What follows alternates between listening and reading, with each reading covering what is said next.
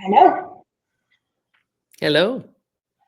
Thank you, everyone who has joined us. I'm very excited for this webinar uh, because this is a very interesting topic for me personally. Today, we will be discussing business design, and we have the master of business design uh, sharing her knowledge. Um, but I hope everyone will get value out of it, and we will touch upon a lot of different things that I think personally are very important for startup founders and for businesses overall. So buckle up, get your pens out for those who are listening, and we are ready to start.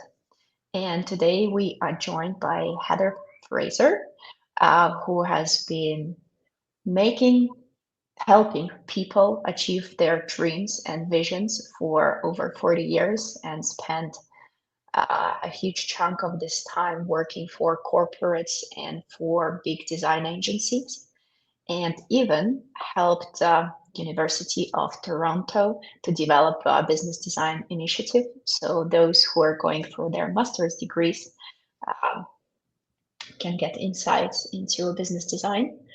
And I think for a very long time, she has been bringing value into the ecosystem of entrepreneurs. So, welcome, Heather. Thank you for joining us. Thank you, Daria. Mhm. And I will be your today's host, as always. And I think this topic for me is very interesting and very close to my heart because I spent 3 years working for investor, evaluating thousands of startup ideas, deciding who of them shall pass and go into the acceleration programs and get investments. And I have seen a lot of different ways how startups present their businesses or just businesses presenting their visions. And I also have seen a lot of different struggles they go through because founders are different and how they are able to present and which aspect of the business they're able to present always varies. So finding this true meaning of what you're doing and having a clear vision of where you're going and most importantly why is very important. um, what is business design? I first initially touched upon this in my life when I heard a story of one of the local businesses, transportation businesses, outsourcing this to a design agency because they couldn't figure out how to make business people travel with them. And as I was a user of such transportation services, for me it was clear as day what issues were there that were not attracting people of this segment at all. And only then I realized that such business design thing even exists and how it is valuable because you can have an established business, but there are small snags in how and what you do that that basically affect your cash flow and also your ability to expand. And I think this is a very good moment to ask you what is a business design? Great. Well, that's a big question. There are lots of different terms out there. There's lean, there's design thinking, there's strategy. There's many different uh, ways of looking at a business. But to put business design in the context, I just want to draw a parallel to my career experience. The first chapter was in hardcore business. I worked at Procter and Gamble. You had to have lots of facts, lots of logic. If you didn't, you got punted out of the room and you never got support for your ideas. So it was like real, true business in the traditional sense. Then my next chapter was in the creative world in design and advertising, where I really came to appreciate the power of an idea, and sometimes the idea itself informs the strategy. But ideas aren't always so easy to buy unless you can make business sense out of them. So the critical thing in those two worlds that I realize is you have to, in order to increase your odds of success, you got to marry the logic with the magic. So that is what was inspired me in the world of business design. And how could you bring those two together and bring some method to the madness? So the quest was to ask the question, looking at the design world and the business world, how can we integrate the best of those two worlds? And what do they do? What are the principles that they follow that will drive compelling new business ideas? Ideas that will create and sustain value for the market, obviously, also for the business, and importantly for investors. And that investor could be a CEO in a big corporation, but in your world, that's investors who have capital to invest in new ventures. So in business, it's about making strategic decisions and building a business case. It's about objectivity and analysis, measurement. It's about having evidence that validates the path that you're on. It's about strategy and business models, about reducing risk. It's about scale and sustaining, being able to sustain that organization. And ultimately, it's about the financial potential and the return on investment of that. That if you don't have those things nailed, you don't have a business. On the other hand, design is really the magic part of this. This is about exploring and assessing all those possibilities that will inform those business decisions. It's about, instead of being analytical, it's about using your empathy and your intuition, your imagination. It's about understanding stakeholders, people on a deeper level and what they need. It's about creating a distinct and high value experience, not just a product. It's about exploring possibilities at every stage, from conception all the way through to the business model, and prototyping, getting feedback, and collaborating. So these are the things that are done in the design world that are incredibly valuable when integrated into business. So when you integrate these aspects, and there's thousands of methods in the world, there's many different design books out there, but they kind of come down to these buckets. It's about understanding needs and problems. It's about storytelling. It's about listening to stories. It's about visualizing concepts and how all the parts fit together. It's about iterative prototyping, about co-creating, getting lots of feedback and asking people what's not working, how can we make it better, about mapping out that system, and then experimenting, running kind of scientific experiments that help you de-risk a business idea. So business design, simply as a practice, it's a disciplined approach for designing and defining business ideas that will create and sustain new value. And I'll keep coming back to business ideas because an idea is not the same thing as a business idea. And all of that, to really boil it all down, when you look at successful companies, whether it's a startup or whether it's someone like Nike or any company that has had sustained success over time, they're always asking these three questions. What do people need? How can we satisfy those needs and deliver a better experience? And then what's our business strategy to deliver, scale, and sustain that? That's what we called the 3 years of business design. It was developed at University of Toronto. We started in 2005. We're the first in the world to use the word business design, or the words business design. But that kind of helps simplify a very complex process into these anchors that can always guide you. So any questions at that point? No, I think it's pretty clear. I really like, from my personal experience, and I read a lot of different business books about how specific companies achieved their success. And it's always obviously a lot of work in creating the business, but what is, I think, also a quite important part that a lot of people overlook, but there is a lot of creativity in how you approach. Absolutely.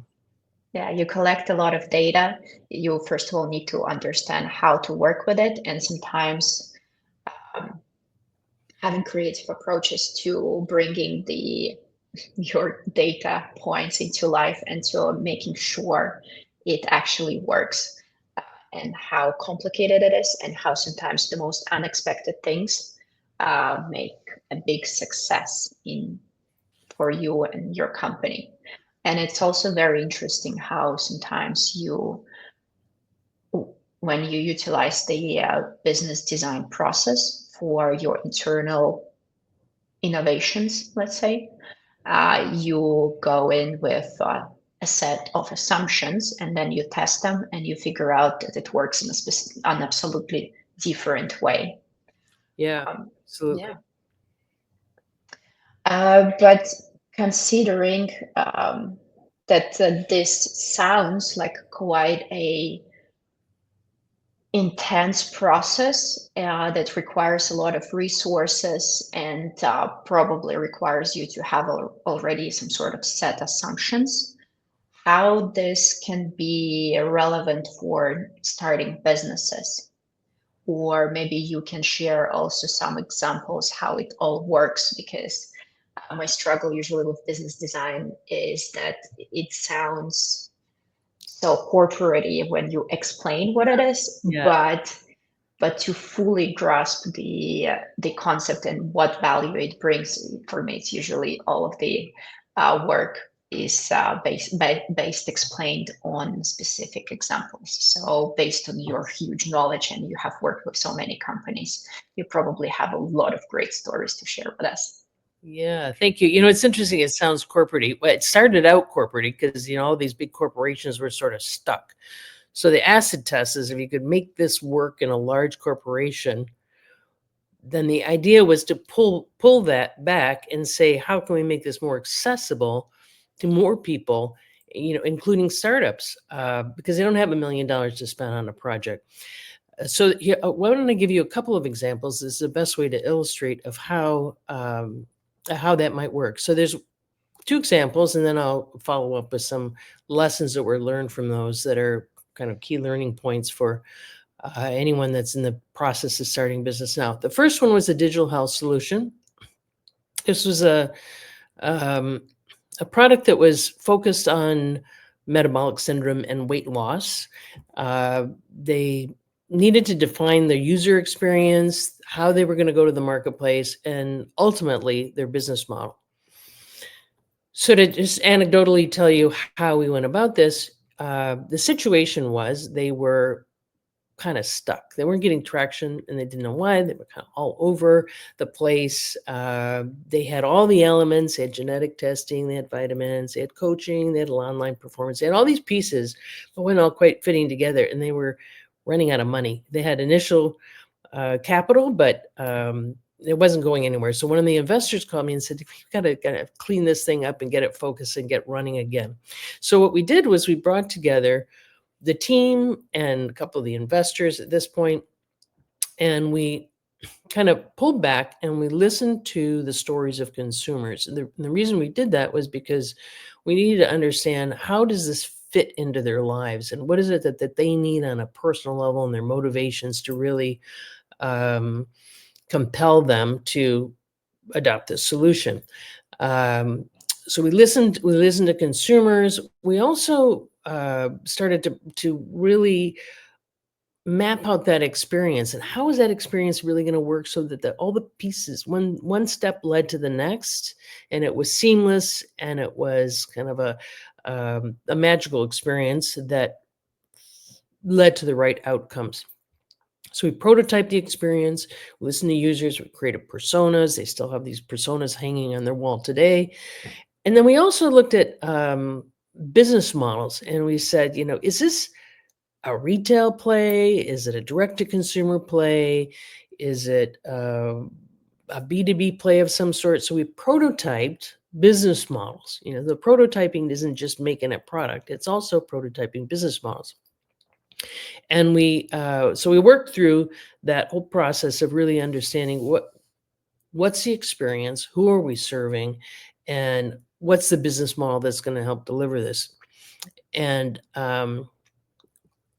the outcome of that was they realized, the real magic is if we could, to separate ourselves out from all those other weight loss companies, we can focus on companies, employers, and their insurance programs.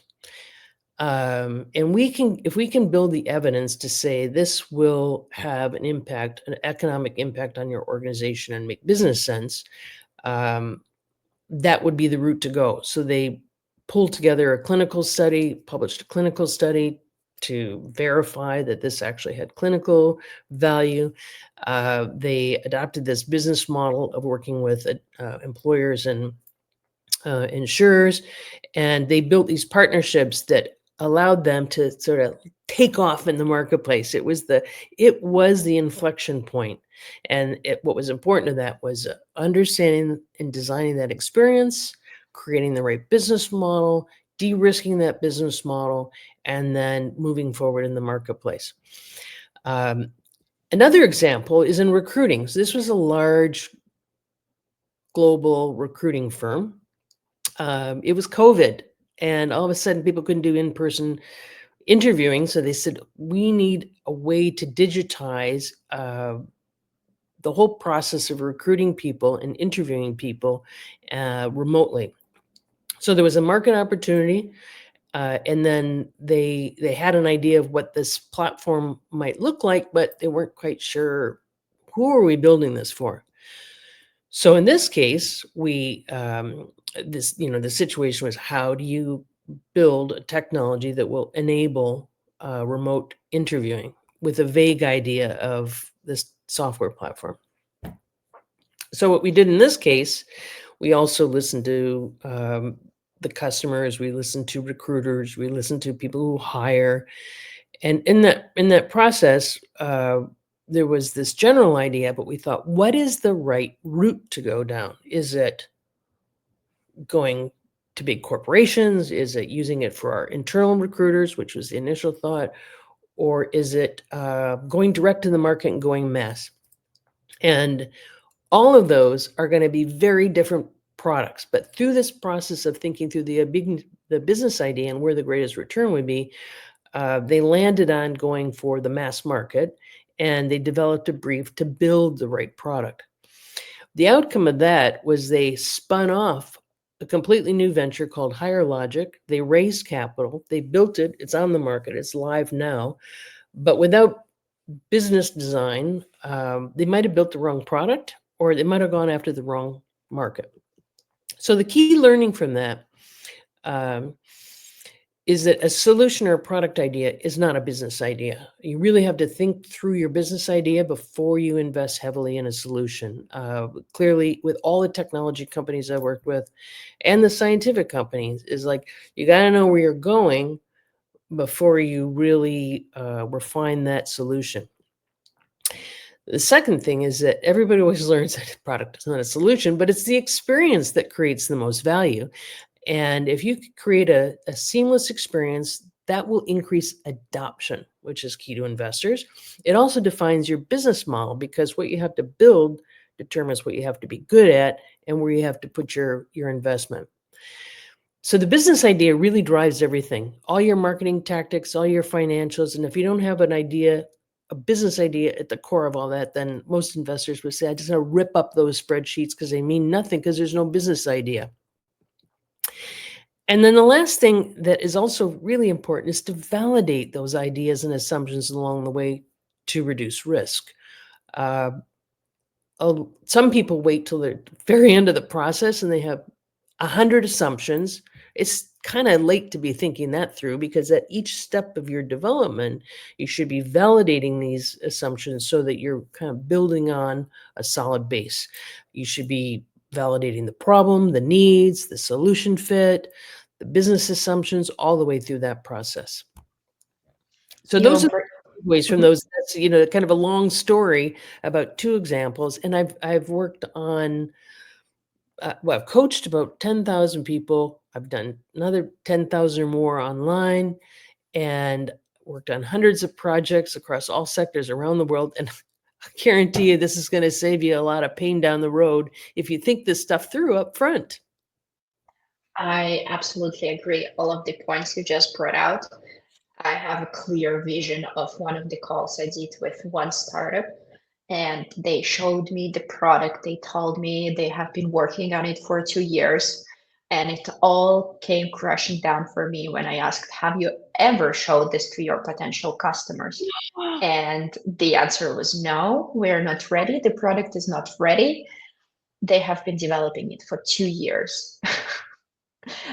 Yes, I was as speechless as you are. So I think this is a crucial mistake that startups very often do. They have an assumption, probably based on their personal experience, that can be just one off. They start building. They are perfectionists. They want it to be pretty. They want it to function well. And when they think they are ready, then they show it to customers, and nobody wants it because it doesn't cover the need, or there is no need on the market, or they're too early, and people haven't realized they need it. I think it's very important what you said, that you need to validate at every stage and Absolutely. test. Yeah, Um, absolutely. And if something is completely new to the marketplace, there's never going to be any proof that it's right, but you have to develop reasons to believe, mhm. points of evidence along the way that say, we got this right, we got this right, we got that right. So when you put it all together, that's a pretty big reason to believe that this is on the right track. But without that kind of well-rounded logic and analysis and validation, it's anybody's guess, and investors would say that, okay, I can't take these crazy leaps of faith anymore. I got to have more evidence that this you're on the right track. Yeah, absolutely. Nowadays, in this economic environment, you need to have tangible proof that your idea will work and there is a future for it, and you will be able to scale. Yeah.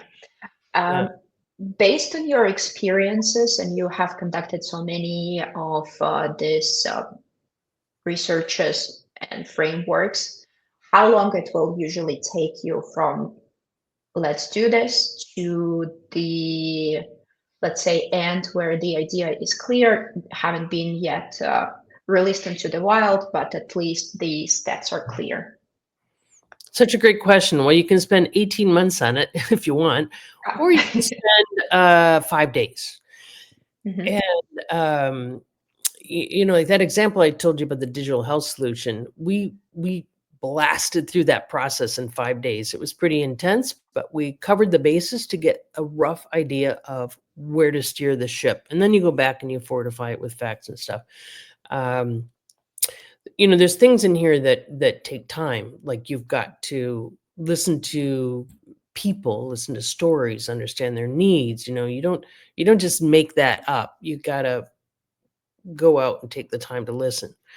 Um, with prototyping and product solutions, you got to take the time to build those in a prototype form and get feedback on those. So these things in and of themselves do take time. But if you dedicate enough brain cells to doing this, you can move as fast as you want. Within a couple of months, you can have a pretty clear idea of where you need to go, um, which would give you enough time to go in and out of the market and building things and getting feedback. It doesn't have to take a year. It doesn't have to take 18 months. But the problem is that a lot of people like, oh, I don't have time for that. I want to do it now. And so they kind of throw something out there and they don't know why it kind of comes flying back at them. So then they got to go back out again and they try it again and then it doesn't go anywhere again. And this can go on for months. I've seen startups waste years, literally, on trial and error or building the wrong solution because it didn't just go deep enough at the front end to think, what are we really trying to do and what's going to get us there? Wow. Um, w- that is very insightful, and I actually encourage everyone who is listening to ask questions in the comment section. We will be happy to address them. I think the design approach is has so many different moving details, and you can have so many different questions about the approach or how to start. So please drop them into the comments, and we will be happy to address them. But my question for now to you will be: you mentioned that you can go in and out of this process. How is this process more iterative? So you do the process, create an assumption, and then test it. And sometimes it doesn't work. Or if you do it, maybe if you do it properly, then from all of the created assumptions, you can release it into the wild and it will always work. So how does it work? Is it constant iteration of your specific idea that you want to test? Or is it more straightforward? You have first assumption, you test it out, you done, and now it brings you money. So it's a bit of both. It's a great question, and it is a bit of both. You want to lock down as much as you can on where you're going to drive your ship. So you can go through a first pass of this, and at least you're not going there, you're going over there. That Mhm. recruiting tool would be a perfect example because they're about to build something for internal recruiters, and they ended up going for the mass market. So that's a big uh, difference in your trajectory and where you're targeting. At the same time, so you want to get on the right track. And the idea is never the final idea. It's never perfect. You spend 3 months on it and it's perfect and away you go. You'll continually refine, partly because the market will change. Oh, a new competitor. Oh, we got COVID. Oh, there's got a war here. So something will happen that will make you, or should make you ask, are we on the right track still? You will also, as the market develops and you're in, building your business, you will learn new things that could make it even better. So this process never ends. You think about Four Seasons Hotel, for example, they iterated for 30 years before they came to the model that they came to. So you constantly have to be thinking about that. But you can increase your odds at the front end by giving it this kind of thinking up front. Mhm. Great. So, so many thoughts. Thank you for this insight. My question when you were sharing how it works, are there, let's go with this one. Are there any key points that you can understand that your current solution product, business, uh, doesn't work to its full potential? Because it's not always that, oh, this doesn't work because we're not getting any revenues. Because in my opinion, more often than not, you have a business that works, some parts of it work, you generate some revenue, but you can feel there is more potential, but you can't, for some reason, figure it out. How do you identify maybe this obstacles? Can Great you? question. Great question. In that case, it comes down to a few things. One is, do you have the right experience? Have you really thought this through? And are there gaps? Because I've seen a number of situations where everybody loves it and the adoption's great, and then they all drop out and you get this churn. And why do you get the churn? Because there's something wrong in that experience where you've lost people. So you Mm. constantly have to be thinking about that experience and the fit with the marketplace. Is it meeting their needs? Are you solving pressing problems and delivering the best solution? The second thing is how you sell it in the marketplace. You need to always be thinking about that. And think about pricing. Like pricing is one of those things you can test. Like maybe you're priced too high, maybe you're priced too low. Maybe it's not the right pricing model. So in third gear, that's when what you think about monetization is, are you pricing it right? Are you selling it to the right person who sees the right value and is willing to pay that price? Um, so you have to be looking at all these components, and I think that's the thing about business design that is so valuable is you at least know what the levers are. So you should be checking yourself against those levers. You should be setting goals and metrics to be able to monitor those so that If you're not getting the kind of results and you think there's greater potential, you can always iterate on that and kind of take it up a notch. Hmm. Okay, thank you. Now we know how to monitor the process and how to probably get the first realization of why or what not working and trigger the whole process of going deeper into the given problem. I So what think. just sorry, Mhm. I was just gonna say Yeah. another little tip on that. This sounds really scrappy, but sometimes when people are saying, "I don't know why it's not selling. I don't know what's wrong," we just take a whiteboard or a big piece of paper and we say, "What are all your theories?" And we put them all down on sticky notes, and we think about what are all the possible things that could be going wrong here that we need to dig deeper into. And the process of opening up why question to a group of people that all have different ideas is really important because sometimes it's some crazy little thing. Like, we found in the healthcare business, one of the crazy little reasons that something wasn't working in a hospital was because the fax machine was unplugged. I mean, I kid you not. I kid you not. So you need to brainstorm problems and go back and ascertain, whether that could be the core thing or not. Can anyone within the team can do it? So let's say you go on a course, you learn what is business design, the main frameworks.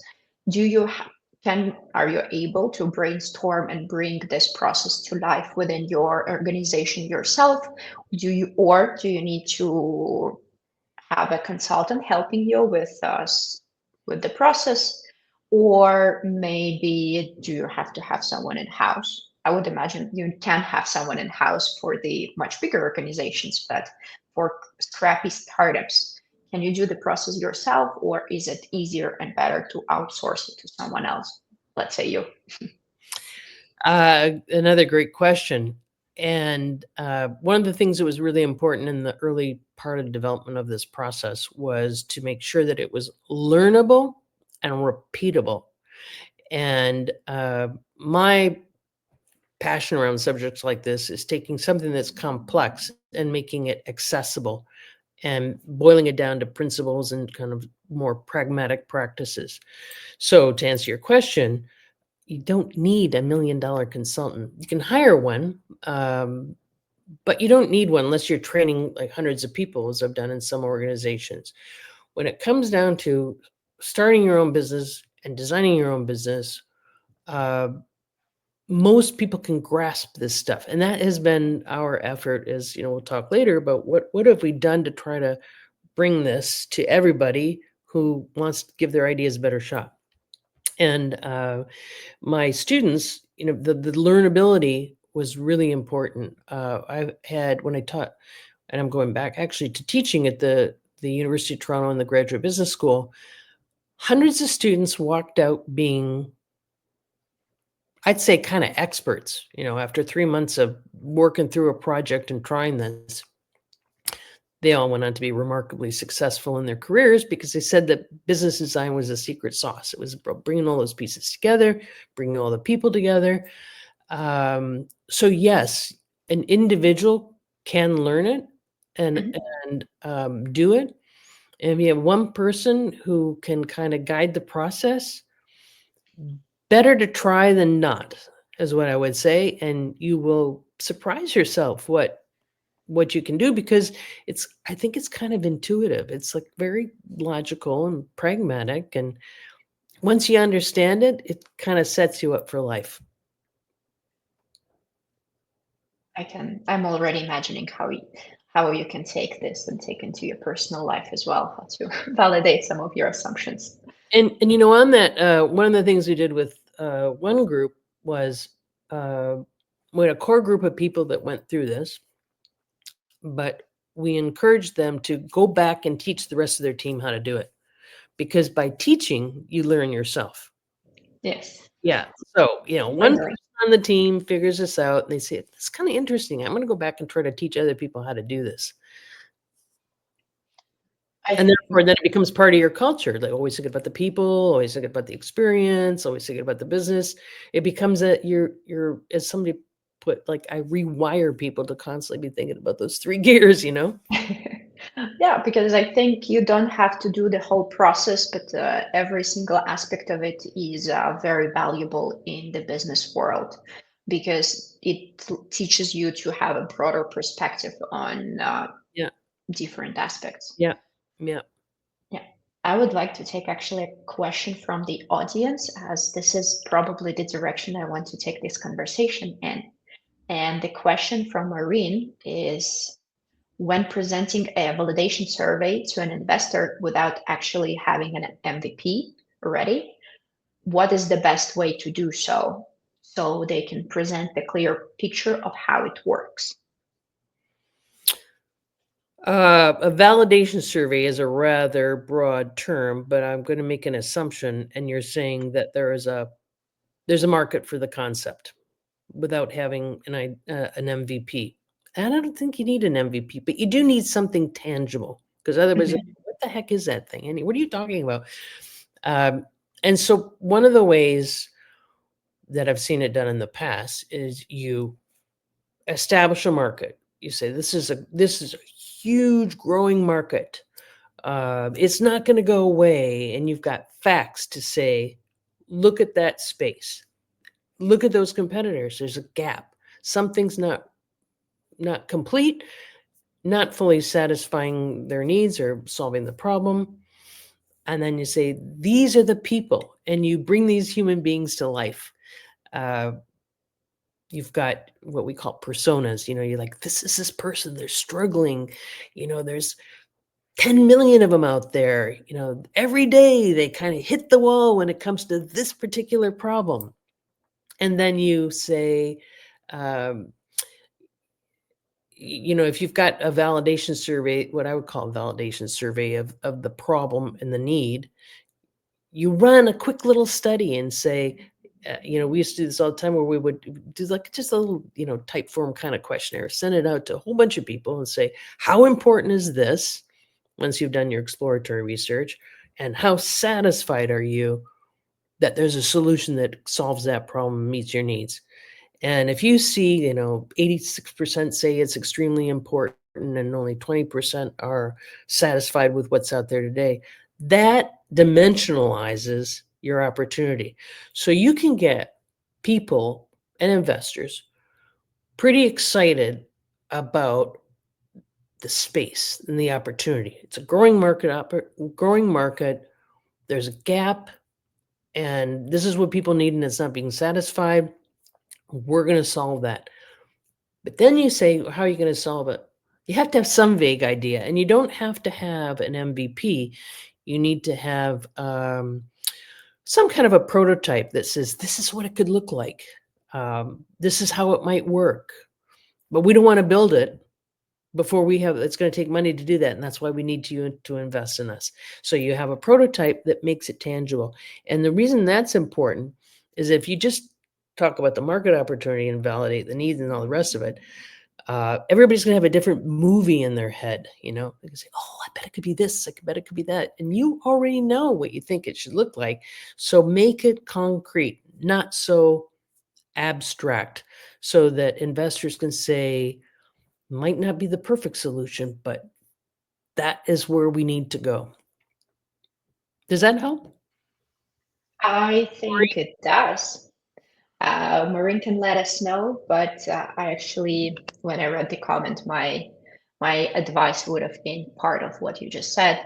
Just usually when we used to work with very early stage startups, we would tell them, if you don't have an MVP, just create a clickable prototype. You can Yeah. do it in many different tools. Some of them even allow you to do it without knowing any design, or you don't have to spend many hours learning a new software. If 100. you Yeah. just whenever you have an actual more tangible thing than just words or words on paper, Yeah. having this clear picture where you want to take it is very important. So create a clickable prototype in Figma or in some other solutions that are more drag and drop solutions, so you don't have Yeah. to spend too much time, and then you have something tangible to present. Totally. I've seen people take an iPad and do a bunch of PowerPoint slides, Oh, Google slides, and they kind of click through it. And the person will say, "Oh my God, you actually built this thing." No, it's actually 5 slides. So it's not, and it costs $0, and it didn't take a lot of time, and you don't need to be overly sophisticated, but you need to make it concrete so they know kind of what's in your head, so that everybody has the same movie. exactly. Because when you say one thing and it's just words, three different people will imagine it in a completely different way. So when you have a tangible visual thing, it will definitely help. Yeah, yeah. And Maureen says thank you. So I would Oh, assume thanks, we provide Brian. a little bit of value. Yeah, And we will definitely share the recording. Someone is asking, we will share the recording. It will be live, and you will be able to share it with all of your co-founders because someone hasn't pushed it to the customers yet whilst working for a year on the product. yeah, yeah, yeah. Don't be afraid. Just show it to customers. It can be someone you know who will not um, judge you too harshly, but at the same time, be very straightforward with you. Totally. And I have to say, when we did this for Singapore, we actually kind of, well, there were 26 different companies, and over time they all got trained in this at Singapore, and then it spread. And we used to say to them, I don't know if it's a cultural thing, but they're very precise and they're very competent, and they do not want to kind of do sloppy work. But we said, no, it's okay to be sloppy. So we kind of put them in a situation where they had consumers come in, and they were showing them these like hack prototype, like scraps of paper, little kind of mock-ups. Um, and they got so much great feedback early on, because if something's not perfect, people are more willing to say, "Oh, you're trying so hard, but here's how you can make it even better, because I don't quite like that." So the early stages, you really want to be rough with your prototypes, and know that the more refined they become, and the more time and money you spend on them, the more people can say, "I don't know if I should comment. It looks like they've gone all the way down that road." So don't be afraid to share the roughest of prototypes with people, and even in some cases, investors, because it'll say, "We want your input on this too," because more brains are better than a few. Absolutely. And investors see so many similar solutions in their work, so they also have a great insight and they can share their experience and their opinions as well. Yeah, yeah, Mhm. yeah. And on the note that Maureen took us on, um, maybe we can touch upon how business design process can help startups in their fundraising attempts. Right. So now that we know that you need to have a more something more tangible and you prototype, you validate a little bit, and then you can show already something to investors, maybe you can take us on a more deeper dive into how business design in the long term can help you better communicate your idea and have more investors lined up saying, just take my money. Yeah, yeah. Okay, well, that's the perfect situation. Let me kind of start by setting the stage that it's harder today to get money than it's been for a while. And the idea alone isn't going to capture their investment. You really need to have a vision on how what your business is going to look like. And as one head of an accelerator, I've heard this comment so many times. In an ecosystem where money's hard to come by, business ideas need to be more mature and sophisticated. So it's like now more than ever, investors are more demanding on, like, have they really kind of thought this through. So from a new venture standpoint, it's hard to get by. There's thousands and thousands of new ventures out there vying for money, and people always ask, is our idea good enough? Are we missing something? How do we find those investors? And basically, you all want to give it your better shot, your best shot. Investors, on the other hand, are now saying, "Oh, this 1 out of 10, hits to get a 10-time return. That's kind of crazy. I don't know if that's right, but that's what we've been had in our head. And these crazy leaps of faith aren't working anymore. I need confidence that the team has a business idea and that they can pull it off. So that's what they're looking for, is a bigger pipeline of better bets. So what is it that I've witnessed builds an investor's confidence? First is having a vision, saying, what does your business look like in 5 years? It doesn't have to be precise, but at least you have to show that you understand where the business is going. Rigor. What steps have you taken to validate your business idea? You need those reasons to believe, those proof points. Risk management. Okay, you've got this big idea. What have you assumed in that business model that you're planning on testing? What have you already tested, but what are you planning on testing? I just want to have my eyes open to what the risks are. Readiness. Do you have a clear game plan, and can your team pull it off? And return. Ultimately, they're looking for ideas that, the business idea that offers the best potential return. And so all of these things are in the back of an investor's mind, and those who can check all those boxes are going to get the attention. And so the trick is, how do you make it through this funnel? You think about Dealum, like thousands of ideas on Dealum and lots of different angel networks.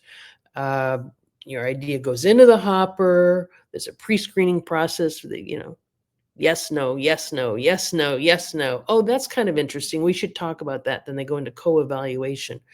And then they have a conversation and they decide, okay, we're going to bring these 5 ventures in to pitch. And that's the point where you really are put on the stand to, and get grilled on the questions. And then they go through due diligence, and ultimately somebody's going to hit the jackpot.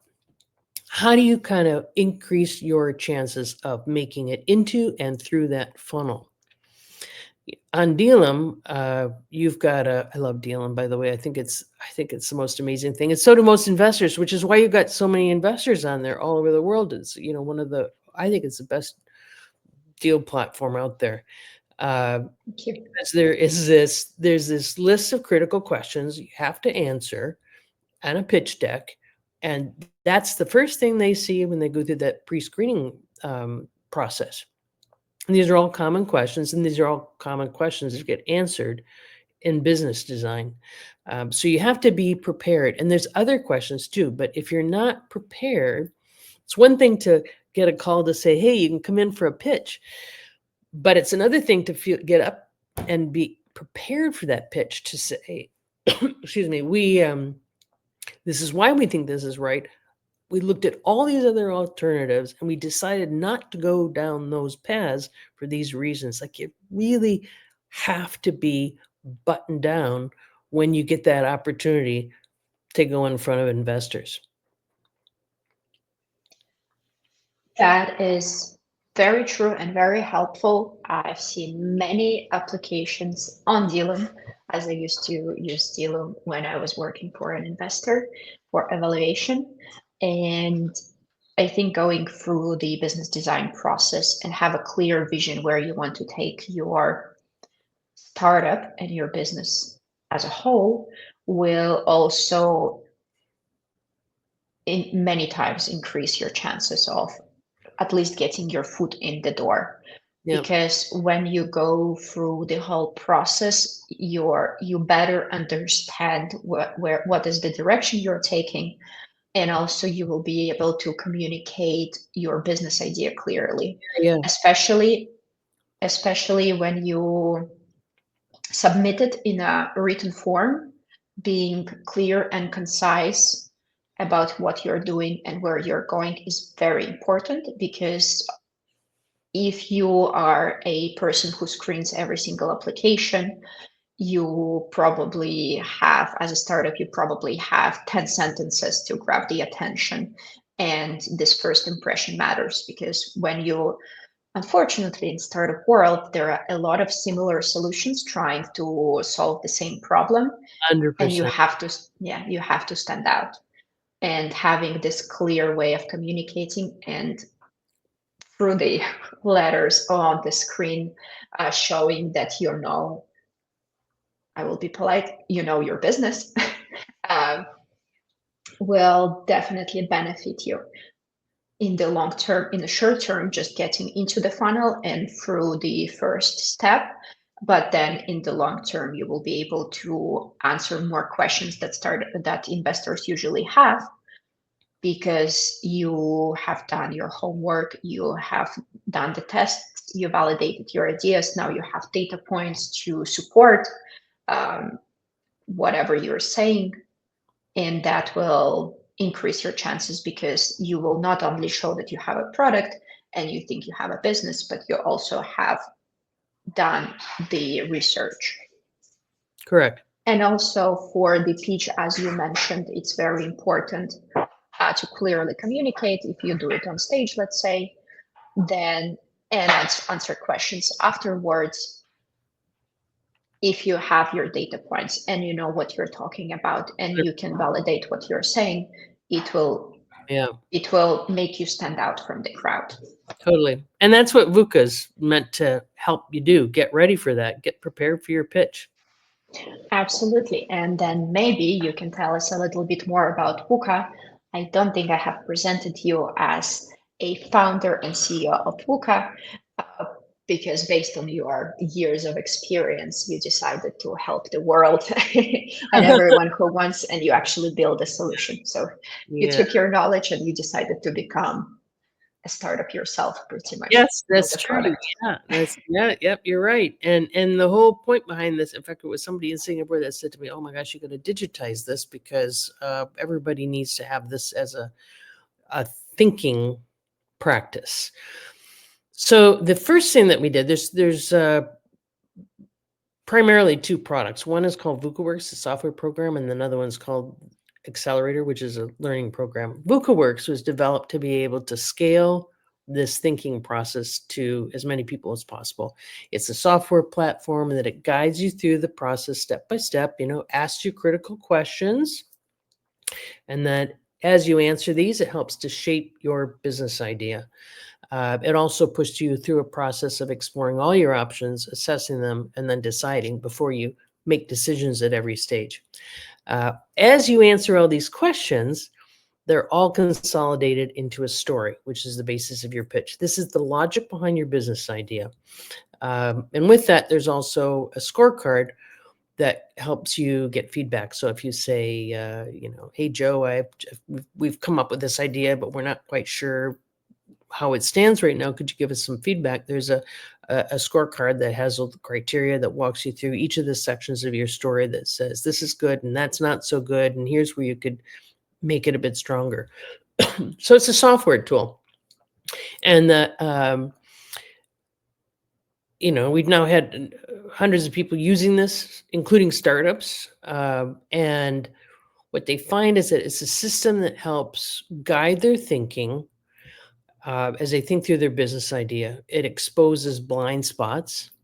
It helps them make better choices. And at the end, there's a story. You can see in the corner, who are we trying to help? That's part of the story page that comes out the other end. And the simple question I ask myself is, would you rather think through your business idea and be challenged by software, or would you rather go in front of an investor and be challenged by them? It's like this. To me, it's kind of like I'd rather have my ducks in a row before I do that. So that's what VUKA Works is meant to challenge your thinking and help you shape a story around your business idea. The other thing that we did is that we used to do a lot of this personally. We give people VUKA Works, and we do these sessions, and we say, okay, to get to more people and give more people access, why don't we turn the best 26 micro lessons on business design into a video series? So this is a series of self-serve videos, the most helpful lessons from all the years of experience. And you can watch the whole thing in 90 minutes. Some people sit down, watch it in 90 minutes, take a few notes. They can, okay, now I can see where this is all going. And then they go use their VUKA Works. When you do this, you also get a 3-month subscription to VUKA Works, and you can have unlimited use of the scorecard to get feedback. Both of these products are on the Deal Marketplace page, and you get a discount. Um, but that's how those two work. And then the third thing that we've been doing, which is uh, more interactive, is taking that accelerator and doing it live. So as you remember, I said you could do most of this in about 2 months.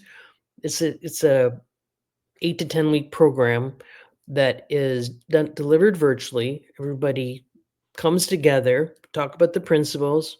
We do a practical exercise, send you on your way. So you watch a video, come to the session, do an exercise, then go off and apply it to your business, and then you capture all your best answers on VUKA. So you go through this cycle of building a story over 8 weeks. That's great. You basically, your little startup managed to cover every single aspect of it. Mhm. You can either work through your business and get a clear story and pitch it. You can also, if you are not sure how to, you can get a guided tour of business design that will help you in the end think your whole business through and get a clear vision and the pitch. Mhm. Uh, but also, as COVID showed us, and if you have learned anything online, you know that having an additional brain, especially the brain that knows how the whole process works and have been there and done that hundreds of times, definitely helps. This is why accelerators work in the startup ecosystem, because it would take you probably 3 times more time to figure things out yourself. Uh, this is why you get a mentor and who supports you on this journey and sheds more light based on their experience. Mhm. So great work on making this happen. I think this is very important. And I like that it's also not only the platform you go, you use, but it's something you learn for the whole duration of your life. You might not, you implement this structure in your first business. If it doesn't work out or you decide you want to build something else, let's say you exit, you can utilize it throughout your whole life and your whole career. Absolutely. Thank you so much for your presentation. I would encourage everyone who is listening to go and subscribe to VUKA and get your ducks in the row before you start presenting. Um, I do have one question from Yeah. the audience. I personally actually don't know answer to it, but maybe you, Heather, as this is your domain, can you suggest any AI tools that can help with the business design process? Yeah, no, I saw that question, and I think it's a really, really important one. There's no AI currently in VUKA Works. I'm not sure you totally need it, but there might be in the future, and there's some thinking around that. But the way I use it with VUKA Works is I use it to ask questions about, what are the trends affecting health in the future, or how many children with some disease are out there in the world. You can ask it questions and it'll generate a bunch of stuff. It'll generate a lot of stuff. You can also say, here's a concept, could you distill it? It can help you write, it can help you synthesize, it can help you do research, and all of that is really valuable. I've personally used it with VUKA Works and in all my work. The only thing is it's not gonna come up with a business idea.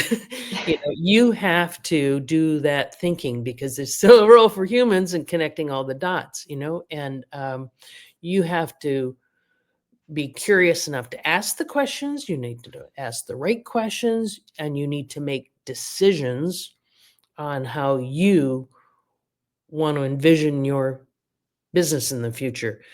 And I would also argue you don't want a consultant to tell you to do that either. You need to own it. You're going to live with this for the next 10 years or however long you're going to stay with it, maybe a lifetime.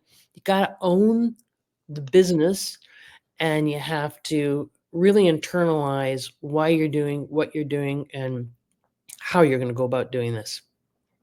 But AI is a great tool combined with a human being.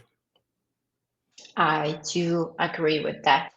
I recently had a discussion on this topic, and I think it's for in our future, it's going to be very important. How do you balance the human and the technology side of it? Yeah. But for Piotr, the answer is you can use probably any your favorite preferred AI tool to complement the process. Hmm. As we do not have any other questions, and I think we have touched upon most of the things I would like to get an insights on, we can wrap it up. Thank you so much, Heather, for joining. My pleasure. I Thank you. do personally appreciate what you do and the platform you have designed, because I think it will help a lot of people build greater businesses, not only startups, but also sometimes some startups don't become a venture capital deal, but they still bring a lot of value because they just build sustainable business. Yeah, yeah, yeah, totally. Yeah, thank you. And I wish everyone who's listening out there great success in their pursuits, and look forward to hearing some success stories. Absolutely. Thanks for having Thank you. Thank you so much, and goodbye, everybody. me. All right. Take care. Bye. Bye.